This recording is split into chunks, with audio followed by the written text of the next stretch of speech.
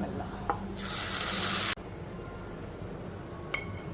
तो एक और झटपट सा अचार तैयार करते हैं, और ये मेरी अचार की शायद तीसरी रेसिपी होगी। दूसरी 2 और रेसिपी भी है मेरे चैनल पे, ज़रूर विज़िट करिएगा। आप लोगों को वो अचार भी अच्छे लगेंगे, और ये तो बहुत ही झटपट है, आप फ़ौरन ही तैयार कर लेंगी।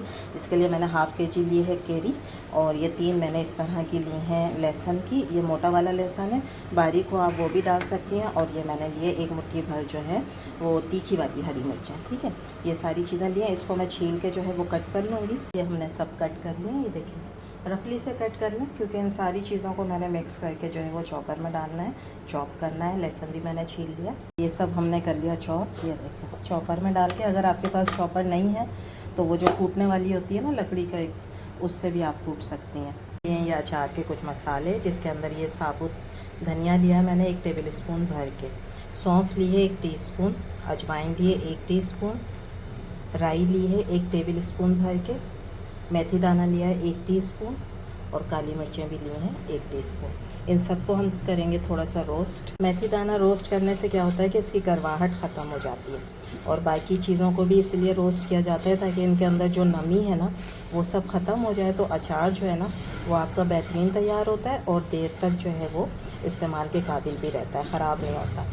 इसलिए इनको हल्का हल्का रोस्ट किया जाता है। अजवाइन जो है वो हाजिम है, और उसकी महक जो है ना वो ज़्यादा अच्छी लगती है अचार में, तो मैंने इसलिए ये डाली है। सारी चीज़ों को हम कर लेंगे, जलाना नहीं है, बस खुशबू आने लगे तो आप कर देंगे फ्लेम को ऑफ। इसको ठंडा करने के बाद हम दरदरा सा पीस लेंगे, एकदम बारीक पाउडर नहीं करना है, दरदरा सा बनाना है। मसाला जब तक ठंडा हो रहा है तो हम इसके तड़के का ऑयल गरम कर लेते हैं। यह है सरसों का तेल, आपने अचार में सरसों का तेल ही यूज़ करना है, उसी से ज़्यादा मज़े का होता है। तकरीबन आधी प्याली सरसों का तेल है, जिसे मैं अच्छी तरह गरम कर लूँगी पहले। देखिए अब इसमें हम डालेंगे वो जो मसाला हमने ग्राइंड किया था ना दरदरा सा, ये हम डालेंगे अचार का मसाला। और इसके साथ ही मैं डालूँगी इसमें 1 टीस्पून के बराबर है ये कलौंजी, इसको पीसते नहीं है, इसको साबुत डालेंगे, ठीक है। 1 टीस्पून डालेंगे हल्दी पाउडर, 1 टीस्पून भर के डालेंगे कश्मीरी लाल मिर्च, ठीक है। ज़्यादा तीखी नहीं होती है, इन कलर अच्छा आता है। सारी चीज़ों को कर लेंगे मिक्स अच्छे तरीके से।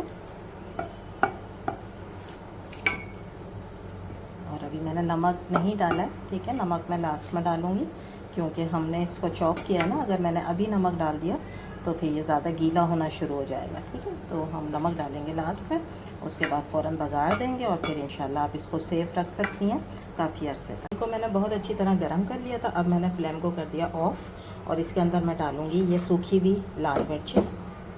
मैंने फ्लेम को दोबारा से ऑन किया है, उस वक्त मैंने इसलिए ऑफ़ कर दिया था, बहुत गर्म था तो ये जल सकती थी मिर्चें ना। अब मिर्चों पे थोड़ा सा कलर आ जाए फिर हम बाकी चीज़ें डालेंगे। पे कलर आ गया, अब हम कर देंगे फ्लेम को ऑफ़, और 1 टेबल स्पून भर के मैं इसमें डालूँगी ज़ीरा। ज़ीरा जैसे ही चटकने लगेगा, अब ये हमारा बघार हो गया है तैयार, ठीक है। ये हम डालेंगे अचार के ऊपर। मैं इसके अंदर डालूँगी नमक 1 टेबल स्पून भर के। अचार में नमक थोड़ा तेज़ होता है, और यही सेफ भी रखता है देर तक अचार को, ठीक है। ये सारी चीज़ें आप करें। बिस्मिल्लाह।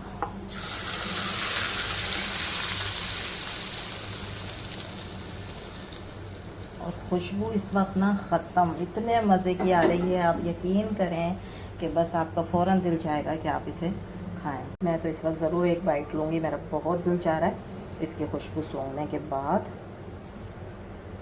और ऑयल खूब अच्छी तरह लगाएं अपने निवाले पर, और फिर खाएं।